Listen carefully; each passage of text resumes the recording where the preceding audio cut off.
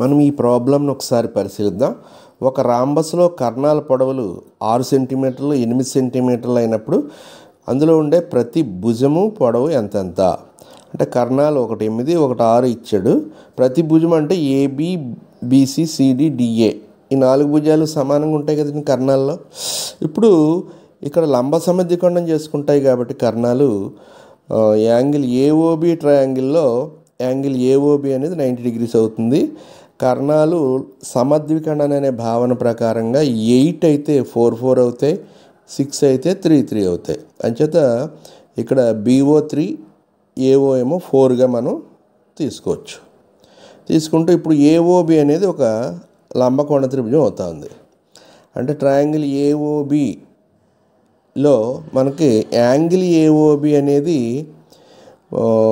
90 degrees అవుతుంది. ఎలా చెప్పగలం? లంబ సమద్విఖండం చేసుకుంటాయి కాబట్టి కర్ణాలు లంబ సమద్విఖండం. లంబ అంటే 90 degrees కాబట్టి ఇప్పుడు ట్రయాంగిల్ AOB అనేది లంబకోణం కాబట్టి పైథాగరస్ థియరము ఇక్కడ అప్లై అవుతుంది. అంటే పైథాగరస్ థియరం ఏం చెప్తుంది? ఒక లంబకోణ త్రిభుజంలో కర్ణము స్క్వేర్ ఈజ్ఈక్వల్ టు భుజము స్క్వేర్ ప్లస్ భుజము స్క్వేర్. ఆ ప్రకారంగా AOB త్రిభుజంలో AB square is equal to AO square plus OB square అనేది తీసుకుంటాం.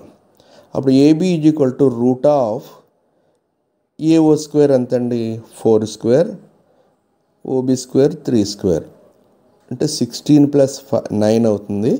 So 25 which is equal to 5 centimetres అనేది ప్రతి భుజము 5 సెంటీమీటర్స్ అనేది వచ్చింది ఇక్కడ. అంటే అన్ని భుజాలు సమానమైనటువంటి కాన్సెప్ట్ ప్రకారంగా ప్రతి భుజము